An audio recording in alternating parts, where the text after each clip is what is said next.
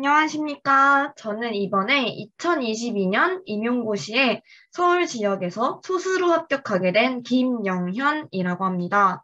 저는 4학년 1학기 때 13학점, 그리고 2학기 때 6학점으로 학부와 병행하며 소수에 합격을 하게 되었습니다. 아무래도 학부와 병행하며 임용고시를 준비하는 선생님들과 초수생 선생님들에게 더 많은 도움이 될 수 있을 것 같습니다. 공부 방법엔 정답이 정말 없기 때문에요. 꼭 저희 합격 특강을 단순한 참고용으로 봐주시면 정말 감사하겠습니다.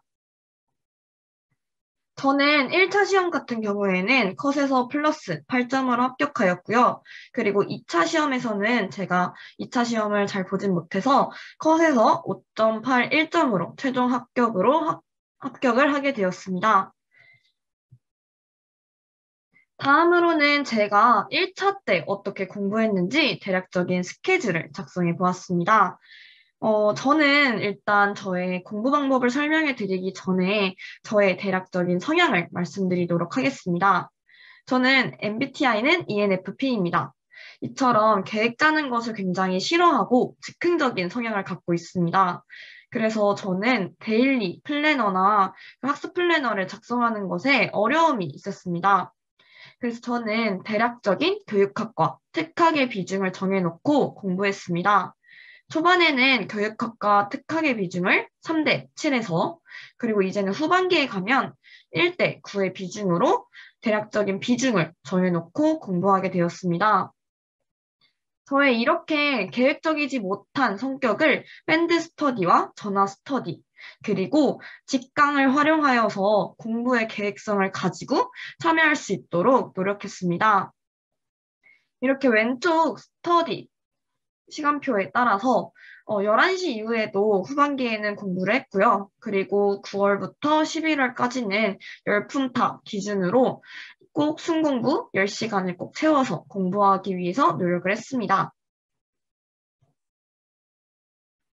다음으로는 이제 달별로 특학을 어떻게 공부했는지 설명드리고자 합니다. 근데 저는 특학을 공부했던 방법에 뭐 특별한 방법이 있는 것은 아닙니다.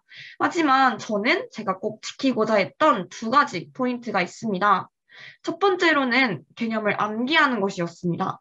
저는 응용력과 이해력보다는 암기력에 강점이 있다고 판단을 했었습니다. 그래서 저는 모든 개념을 일단 암기하고 이해하자라는 목표를 두고 최대한 모든 개념을 암기하도록 노력했습니다. 두 번째로는 저는 서진쌤의 커리큘럼을 정말 따라갔습니다. 앞서 말씀드렸듯이 저는 계획 짜는 것을 잘 하지 못하는 성향이었습니다. 그렇기 때문에 서진 강사님께서 이렇게 제시해 주시는 그런 직강의 커리큘럼에 따라서 저의 공부 스케줄을 맞춰서 공부하게 되었습니다. 저는 이렇게 꾸준히 1월부터 11월까지 공부를 하다 보니 저의 학습 성향과 잘 맞게 되어 결국에 좋은 결과를 얻게 된 것 같습니다. 이제는 달별로 어떻게 공부했는지 구체적으로 말씀드리도록 하겠습니다. 저는 1, 2월 달의 포인트는 모르는 개념이라도 암기하고 넘어가자의 목표를 두었습니다. 특히 저는 서진 강사님의 강의를 1, 2월 달부터 직강을 나가기 시작했습니다. 따라서 서진 강사님 커리큘럼에 따라서 일주일에 한 영역씩 무한반복했습니다. 예를 들어서 정서행동 자폐 주간 강의를 듣고 다음 주 문제행동 영역의 강의를 듣기 전까지 정서행동과 자폐의 기본 이론서를 무한 반복하고 회독을 많이 늘려서 봤습니다. 저는 이렇게 일주일이라는 기간 동안 한 장의 영역에 있는 모든 개념을 외우려고 노력했습니다. 하지만 다 처음 보는 개념들이 굉장히 많고 이해하기 어려운 개념들도 많아서 사실 암기하는 데 조금은 어려움이 있었습니다. 이렇게 이해가 안 되는 개념들은 서진 강사님께서 나눠주시는 기출문제를 활용해서 기출문제는 이 개념이 어떻게 사용되고 있는지 저는 이해하려고 했습니다. 저는 이렇게 1월 달부터 초반부터 외우려고 했던 점들이 나중에 3월 달부터 11월까지 결국 누적적으로 암기량을 쌓아가는데 도움이 되었다고 생각합니다. 다음으로는 3월달과 6월달의 공부 방법입니다. 3월달과 6월달 사이에 학부 병행 중이신 선생님들께서는 5월에 교생을 나가기 때문에 많은 혼란이 있는 기간이라고도 생각합니다. 저 역시도 5월 2주 동안 교생을 나가느라고 마음이 굉장히 들뜨기도 했고, 교생을 나간 이후에 밀린 강의들을 듣느라고 굉장히 슬럼프에도 빠지기도 했고, 뒤처졌다는 생각이 들었습니다. 하지만 이렇게 밀린 강의들은 서진 강사님의 커리큘럼에 따라 6월 한 달 2주간의 텀이 있을 때 그 밀린 강의를 모두 수강하고 꼭 7월 달에 밀리지 않게 들어가는 것을 추천드립니다.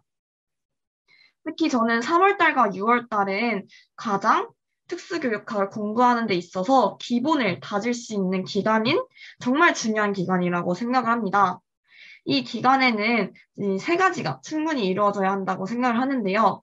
일단 첫 번째로는 영역별 기출 분석이 이루어져야 하고, 두 번째로는 개념의 암기가 병행이 되어야 한다고 생각합니다.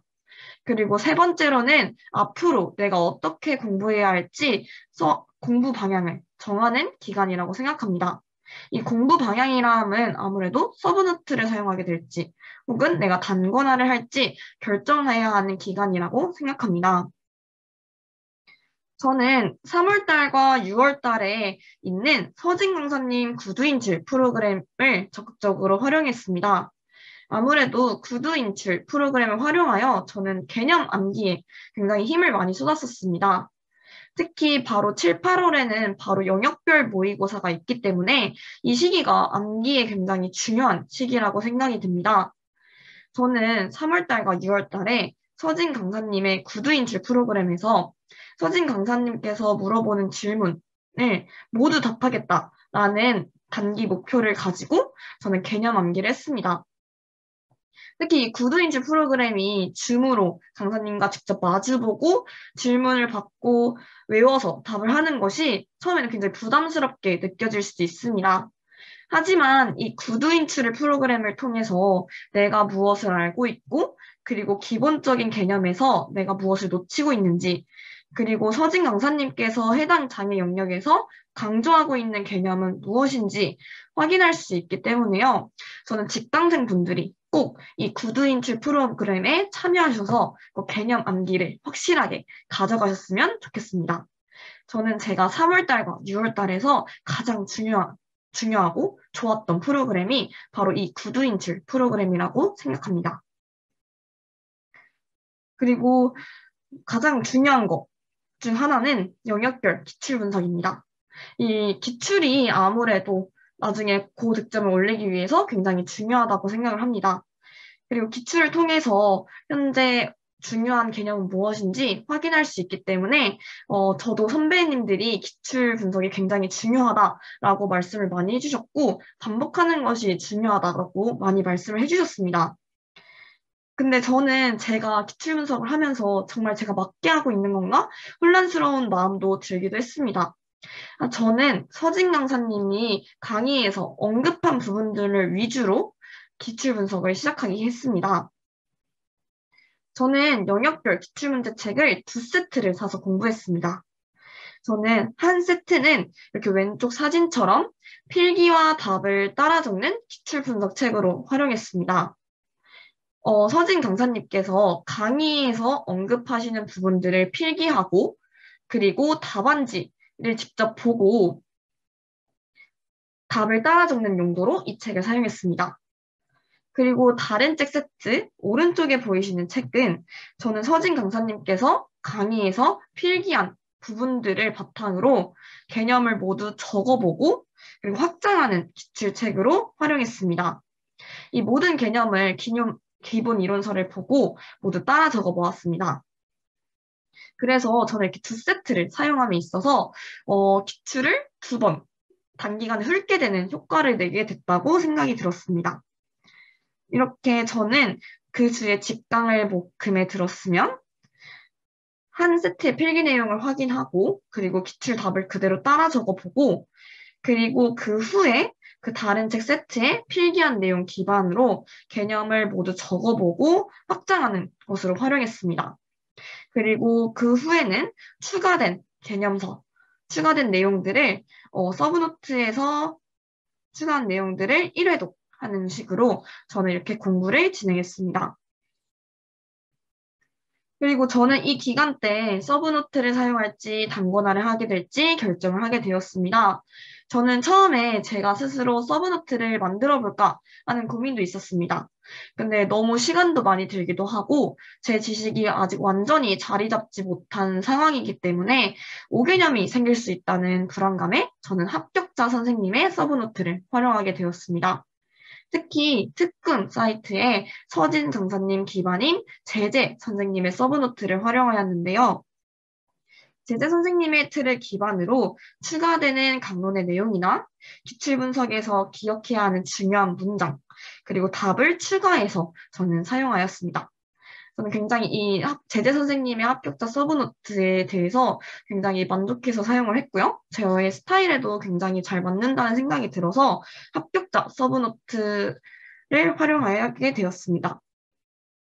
이렇게 서브노트를 사용할지 단권화를 해야 할지 고민하는 분들이 많은 것으로 알고 있는데요. 근데 사실 서브노트와 단권화에는 답이 없기 때문에 자신에게 익숙한 자료를 사용하는 것을 추천드립니다. 결국 이 시기에 꼭 자료에 익숙해지는 기간을 충분히 가지셔서 자료를 활용하셨으면 좋겠습니다. 다음으로는 7, 8월 강의입니다. 7, 8월 강의에서는 아무래도 영역별 모의고사가 실시가 됩니다. 특히 이 영역별 모의고사에서는 특히 아무래도 실제와 비슷한 환경에서 시험을 볼 수 있기 때문에 그 학원의 긴장된 환경 속에서 실수를 줄이는 법을 연습할 수 있다고 생각을 합니다. 특히 이 영역별 모의고사를 준비하기에 있어서 예를 들어 7월 10일에 정서행동과 자폐, 장애의 영역별 모의고사가 예정되어 있다고 하면 그 일주일 전인 7월 3일부터 해당 영역의 장애 영역만 보고 꼼꼼하게 암기를 했었습니다. 저는 이때 서진 강사님의 커리큘럼을 활용해서 해당 장애 영역을 마지막으로 본다는 생각으로 정말 꼼꼼하게 개념 이론서를 확인했는데요. 특히 이 7, 8월이 한 영역의 장애 영역을 꼼꼼하게 볼 수 있는 마지막 시기라고 생각을 합니다. 그렇기 때문에 한 장애 영역에 많은 시간을 투자하셔서 꼭 확실하게 암기해야 될 부분은 암기하고 넘어가셨으면 좋겠습니다. 특히 이때 영역별 모의고사를 볼 때 당연히 오답이 생길 수밖에 없습니다. 근데 이때는 오답에 흔들리는 것이 아니라 정답보다는 오답에 초점을 두어서 오답 정리를 꼼꼼하게 꼭 하셨으면 좋겠습니다. 저는 특히 초등학교 때 활용했던 오답노트 공책을 활용하였는데요. 그 오답노트 공책에 내가 틀린 장애 영역과 문제 번호를 기록하고 그 틀렸던 문제의 개념에 대해서 기출 분석을 하듯이 서진 강사님의 영역별 모의고사 문제를 분석해서 모든 개념을 쓰고 이해하는 데 초점을 뒀습니다. 따라서 이 기간에는 정답에 초점을 주기보다는 오답에서 내가 어떤 개념에서 어려움을 보였는지 확인하는 것이 더 중요하다고 생각합니다. 또한 이 기간에는 서브노트를 정리를 해야 한다고 생각합니다. 특히 서진 강사님께서 이때 강론 내용들을 많이 추가해 주시는데요. 이때 사실 모든 강론의 내용을 추가하지 못하더라도 서진 강사님께서 강조하시는 강론의 내용, 그리고 모의고사에서 언급하신 강론의 내용들은 꼭 서브노트에 정리하셔서 읽고 넘어가셨으면 좋겠습니다. 아무래도 정리한 내용과 정리하지 않고 그냥 보지 않는 개념은 정말 큰 차이가 있다고 생각합니다. 따라서 외우진 못하더라도 꼭 서브노트에 정리하셔서 그 강론의 내용에 조금 더 익숙해지셨으면 좋겠습니다. 특히 이 서브노트는요, 3월달과 6월달에 정리했던 서브노트를 재본하여 사용하였고요. 그리고 재본을 할 때 일부러 여백을 많이 두어서 강론의 내용을 추가할 수 있도록 하였습니다. 그래서 이 추가된 강론의 내용들은 저는 모두 필기로 작성을 하였습니다. 저는 이 7, 8월 기간부터 짝스터디를 활용하게 되었는데요. 우연히 그 3, 6월 달에 구두인출 프로그램에서 좋은 스터디원 선생님을 만나게 되어 짝스터디를 하게 되었습니다. 스터디는 평일 주 5회, 그리고 가장 졸린 시간인 3시부터 4시까지 1시간 진행을 하였습니다. 모의고사의 커리큘럼 반대로 장애 영역을 진행해 나갔는데요. 예를 들어서 정서행동, 자폐, 문제행동 순서라면 그 반대로 문제행동부터 정서, 그리고 자폐의 순서대로 모의고사 커리큘럼과 반대로 진행했습니다. 따라서 이렇게 진행을 함으로써 모의고사에서 진행하고 있는 장애 영역의 내용과 그리고 모의고사에서 진행하지 않았던 다른 영역의 내용을 누적적으로 같이 암기해 나가는데 좋은 계기가 되었다고 생각이 듭니다. 이 스터디 방식은요, 기본 이론 교재를 순서대로 서로 질문을 하며 답을 하는 구두인출 스터디였습니다. 예를 들어서 지원 모델 6단계는 그리고 최소 위험 가정 기준의 정의는 라는 간단한 퀴즈 형식을 활용하면서요. 공부가 안 되는 시간을 좀 더 재밌게 이겨낼 수 있었습니다. 이렇게 7, 8월에 강의를 넘어가게 되면 바로 대망의 9월, 10월에 모의고사 시즌이 나오게 됩니다. 이 모의고사 시즌에는요, 정말 임용고시 사전 TO도 나오게 되고, 그리고 임용고시를 지원하는 기간도 여기에 속하게 됩니다. 그렇기 때문에 심적으로도 많이 혼란스러워지고, 체력적으로 지치는 시기입니다. 그래서 아무래도 모의고사의 점수와 석차에 많이 흔들리게 될 수 있습니다. 그래서 저는 개인적으로는 석차에 신경 쓰기보다는 모의고사 점수 목표를 두고 자신이 세운 점수 목표에 이를 수 있도록 단기 목표를 세우는 것을 추천드립니다. 이 모의고사는 정말 실전처럼 활용해야 합니다. 특히 시간을 정해놓고 답안지를 작성하는 일에 아무래도 익숙지 않으니 많은 연습을 해보는 것을 추천드립니다. 저는 특히 악필이라서 답안지를 작성하는데 많은 어려움을 겪었습니다. 근데 이때 모의고사 기간에 아마 모범 답안들이 나올 거예요. 그 기간에 어떤 고득점을 받은 선생님들은 어떻게 가독성이 좋게 답안지를 쓰셨는지 한번 확인해 보시고 그 답안과 비슷하게 써보는 연습을 해보시는 것도 추천드립니다. 또한 자신에게 맞는 펜도 있으니까요. 꼭 자신에게 맞는 펜도 사용해서 깔끔하게 쓰는 연습을 하셨으면 좋겠습니다. 이때 실제 시험장과 학원의 모의고사가 굉장히 유사합니다. 그렇기 때문에 시험장에서 먹을 점심과 루틴을 직접 수행해 보는 것도 굉장히 좋은 방법 중 하나라고 생각을 합니다. 그리고 모의고사에서 틀린 문제에 대해서 흔들리지 않으셨으면 좋겠습니다. 결국 이 모의고사는 모의고사일 뿐입니다. 모의고사에서 오히려 내가 흔들리는 개념을 알게 되었음에 오히려 긍정적으로 받아들이셨으면 좋겠습니다. 하지만 이렇게 틀린 부분에 대해서는 정말 확실하게 암기를 하고 내가 이 개념에 대해서 꼼꼼하게 볼 수 있는 것은 마지막이다라는 생각을 가지고 꼼꼼하게 암기하셨으면 좋겠습니다. 이 기간에는 새로운 지식을 입력하는 것이 부담스러운 시기일 수 있습니다. 그렇기 때문에 기본 이론에 있던 개념들을 좀 더 확실하고 구체적으로 하는 기간이 되었으면 합니다. 이 시기에는 저는 모의고사 공부를 하면서 같이 연도별 기출문제를 풀게 되었습니다. 특히 앞에서는 영역별 기출문제를 풀다가 연도별 기출문제를 풀면 조금 되게 새로운 느낌도 받게 됩니다. 왜냐면 한 시험에 여러 가지 장애 영역이 같이 들어있기 때문에 이것에 익숙해지는 기간도 가져야 된다고 생각합니다.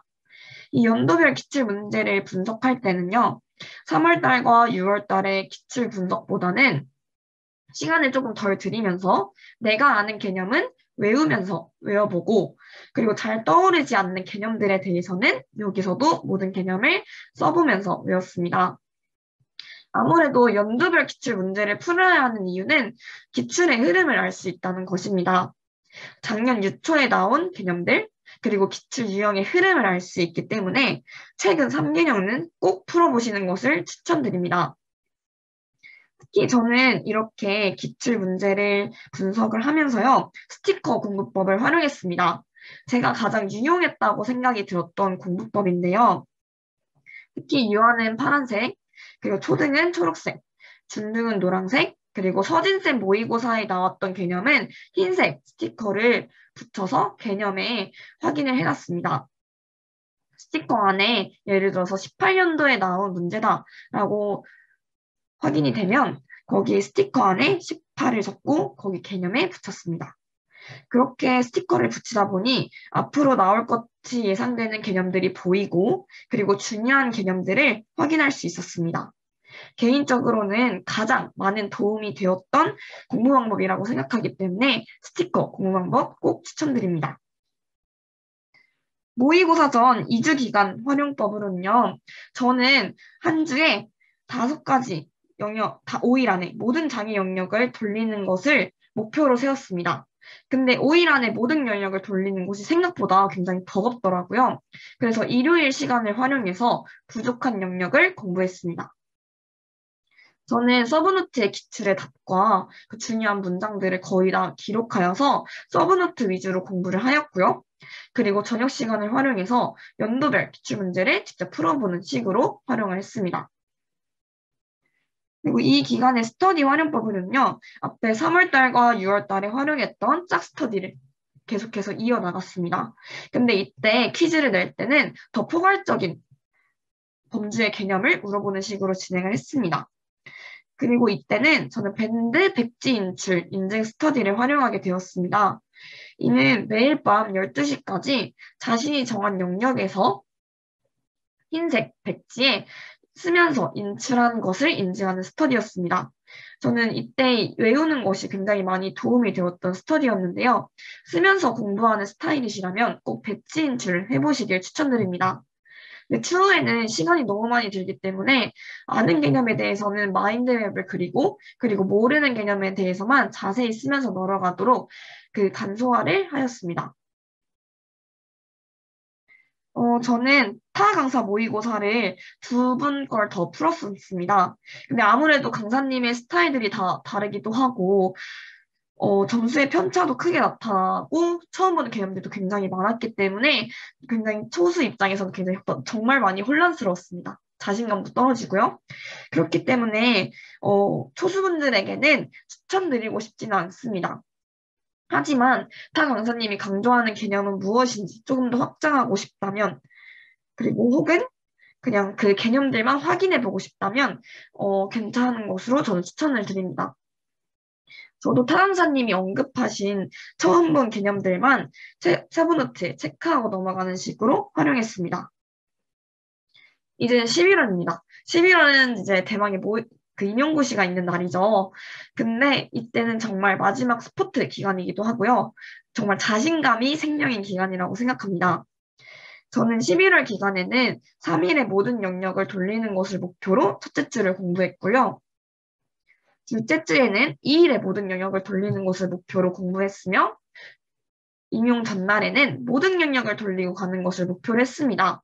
하지만 이 서브노트를 모두 자세히 보고 넘어가는 것이 굉장히 버거기도 해요.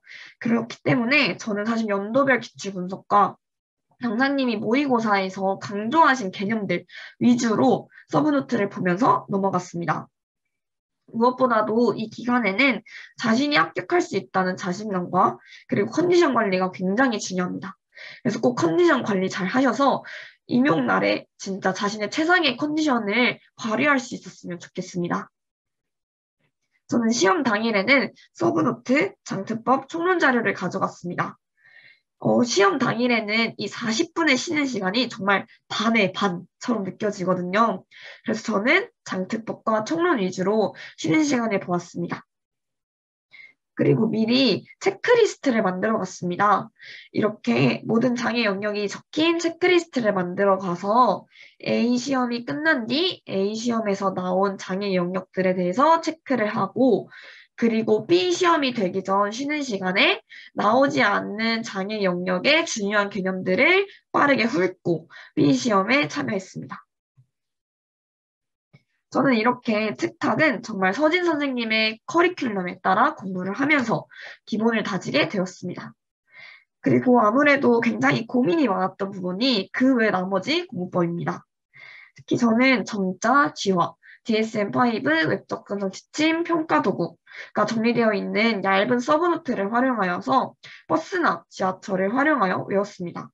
이런 것들은 아무래도 자투리 시간을 활용하여 외우는 것도 정말 추천드립니다. 일단 점자입니다. 점자는 저는 12월부터 시작을 했고요. 일단 모든 점자를 외우고 밴드 점자 스터디에 참여했습니다. 총 5명으로 하루에 평일 하루씩 맡아서 문제를 내고 정답을 올리는 형식으로 진행을 했습니다. 아무래도 점자는 정말 꾸준한 게 정말 중요합니다. 그렇기 때문에 밴드 스터디를 활용하는 것을 굉장히 추천드립니다.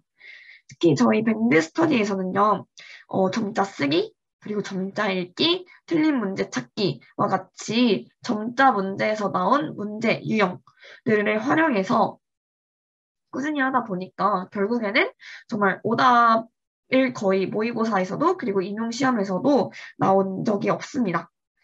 그리고 지화는 모의고사를 대비하기 위해서 7월부터 외우기 시작하였습니다.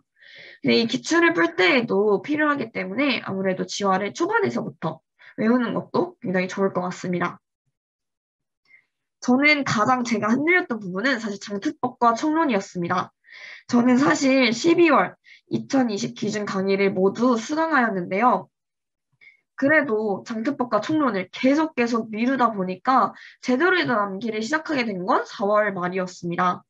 그래서 저는 통암기를 목표로 외웠지만 통암기한 부분도 있지만 나중에는 뭐 빈칸으로만 채울 수 있는 정도로 외웠던 부분도 있었습니다. 그래서 이 부분이 시험 전날에도 굉장히 불안하더라고요. 저는 이 장특법과 총론을 외우는데 너무 흥미가 없었어서 특히 스터디를 2개 활용하였습니다. 특히 장특법 총론 전화 스터디는 일단은 아침에 기상인출과 같이 평일 30분씩 분량을 외워서 온 것을 인출하는 스터디를 활용했고요. 그리고 밤에 인증하는 스터디인 장특법 총론 쓰기 인증 밴드 스터디를 활용하였을 때는 평일 매일 밤 12시까지 내가 장특법 총론 외운 부분을 인증하는 스터디를 활용하였습니다. 그리고 DSM-5 웹 접근성 지침, 그리고 UDL 같은 경우에는 특히 기출을 외우지 않으면 기출을 풀기에는 어려움이 있었기 때문에 기출 분석할 때 꼭 같이 외우는 것을 추천드립니다. 그리고 평가도구는 기출에 나온 평가도구들만 저는 봤습니다. 그리고 10월 달부터는 밴드 스터디를 활용하여 인증하는 스터디에 참여했는데요. 이렇게 월, 화, 수, 목, 금 해당 스케줄에 따라서 하게 되었는데 이 스케줄이 외워야 되는 양에 따라서 나눠진 것이기 때문에 저는 굉장히 효과적으로 참여했습니다. 그리고 임용시험을 준비하면서 개인적으로 잘했다고 생각하는 점과 아쉬운 점을 말씀드리도록 하겠습니다. 저는 잘했다고 생각한 점은 일단 서진 강사님의 커리큘럼을 적극적으로 활용한 점, 그리고 2번째로는 스터디를 활용한 점, 3번째로는 달마다 단기 목표를 세운 점입니다. 특히 저는 제일 추천드리고 싶은 거는 달마다 단기 목표를 꼭 세우셨으면 좋겠습니다. 결국 임용 합격이라는 장기 목표를 이루기 위해서 다가가고 있는데 저는 중간마다 굉장히 와닿지 않더라고요. 그렇기 때문에 특히 모의고사 기간에는 저는 단기 목표를 정말 열심히 세웠습니다. 특히 석차가 아닌 점수 목표를 세우게 되었는데요. 총 5회 모의고사 동안 65점 이상을 터득하겠다라는 저의 점수 목표를 두고 공부를 했습니다. 그랬더니 이런 점수 목표를 세우니까 오히려 동기부여가 많이 되었던 좋은 케이스라고 생각을 합니다. 아쉬운 점은요, 저는 일단 슬럼프를 극복하지 못한 것이 굉장히 아쉬웠습니다. 특히 5월 교생 끝나고 다시 돌아왔을 때 남들보다 굉장히 뒤처진 느낌이 들고 내가 초반기에 했던 공부들이 다 무너진 기분이 들었습니다. 그래서 지금 공부를 하고 있는 분들은 꼭 이 기간에 흔들리지 마시고 그 강사님의 2주 휴식 기간 동안 밀린 강의를 꼭 듣고 7, 8월에 강의도 밀리지 않고 마음을 다잡는 기간을 꼭 가지셨으면 좋겠습니다. 그리고 2번째로는 임용 TO 나오는 기간, 그리고 임용고시 지원하는 기간에 마음이 혼란스러워 공부에 집중하지 못했습니다. 특히 이때 10월 달쯤에는 정말 공부를 못한 적도 많았습니다. 특히 어떤 지역을 써야 할지 저도 고민이 굉장히 많았는데요. 결국에는 내가 어떤 지역을 쓰든 나는 붙을 수 있다라는 마인드를 가지고 결국에 소신 지원하는 것을 저는 추천드립니다. 그리고 마지막으로는 장특법과 총론이 흔들린 것입니다. 저는 시험 전날까지 장특법과 총론이 흔들려서 새벽까지 장특법과 총론을 보고 잤습니다. 사실 장특법과 총론을 정말 잘 암기하였다면 가장 맞추기 쉬운 문제이기도 하지만 틀리면 진짜 머리에 계속 잔상이 떠오르듯이 정말 아쉬운 문제들입니다. 그렇기 때문에 장특법과 총론은 최대한 빠른 시일 내에 외우셔서 꼭 장특법과 총론 점수는 챙겨가셨으면 좋겠습니다. 이렇게 저는 전공 공부를 하였고요. 특히 교육학 공부 같은 경우에는 저는 스터디를 정말 잘 활용했습니다. 그래서 저는 타 강사님의 강의를 들었다 보니까 아무래도 스터디 활용 방법에 대해서만 설명을 드리고자 합니다. 나머지 자세한 공부 방법에 관심이 있으신 분들은 꼭 저희 합격 쓰기를 함께 참고해 주시면 정말 감사하겠습니다. 저는 스터디 활용을 했는데요. 특히 일요일 노량진 직강 전에 7시 반부터 8시 반까지 아침 시간을 활용하여 1시간 동안 스터디를 활용하였습니다. 여기 나온 사진의 예시는 교육심리의 예시인데요. 특히 이렇게 구두인출과 같이 동기 2가지 설명하기, 가드너 다중이론에 대해서 설명해 주세요와 같이 써있듯이 뽑기 형식으로 진행을 하였습니다. 그래서 자신이 뽑은 내용에 대해서 구두 인출하는 스터디였는데요. 이 직강의 진도에 따라서 그 퀴즈를 뽑기에서 대답하는 형식으로 했고요. 그리고 그 대답이 조금 부족하다면 다른 스터디원 분들이 추가해 주시는 방법으로 진행을 하였습니다. 저는 이렇게 3, 4월부터 진행했던 스터디가 결국에 11월 마지막까지 활용하게 되었는데요. 특히 마지막 2주 동안에는 총정리 뽑기 인출을 하였습니다. 특히 교육심리, 교육공학, 그리고 교육방법, 그리고 교육과정, 교육행정 이렇게 주요 5가지 영역에서 20문제씩 뽑아가지고 퀴즈 형식으로 진행했습니다. 이 문제라 함은 그냥 어려운 문제가 아니라요. 그냥 개념의 이름이었습니다. 뭐 뒷과 캐리의 교수적 체제 설계 모형만 써 있고 이것을 통 암기하는 형식으로 진행을 했는데요. 그리고 2주에 나눠서 총정리 뽑기 인출을 하다 보니까요. 결국 모르던 문제도 저도 알게 되었고, 그리고 다른 스터디언 분들의 대답에 보충해가는 시간을 기울이다 보니까 이 개념에 좀 더 확실시하게 되는 시간이 되었습니다. 그래서 저는 이렇게 뽑기 형식의 스터디 활용을 굉장히 추천드리고자 합니다. 네, 이렇게 저의 부족한 합격 수기를 읽어주셔서 정말 정말 감사합니다. 그리고 주변에 합격하신 선배님들, 그리고 동기분들의 이야기를 들어보면 공부 방법이 정말 저마다 다르더라고요. 그렇기 때문에 공부 방법에는 정답이 없습니다. 물론 내 공부 방법이 맞나 정말 많이 흔들릴 때도 있지만 내 공부 방법에 소신을 갖고 꾸준히 나아가셨으면 좋겠습니다. 물론 이 시험이 정신적으로도 굉장히 힘들고 신체적으로도 지치는 시험입니다. 이 기간을 나는 무조건 잘할 수 있어. 내가 아니면 누가 붙어? 라는 자신감을 계속 상기시키면서 꼭 이 기간을 이겨내셨으면 좋겠습니다. 임용이라는 긴 레이스에서 건강하게 잘 이겨내시길 제가 꼭 응원하겠습니다. 저희 학교차 특강을 들어주셔서 정말 정말 감사합니다. 감사합니다.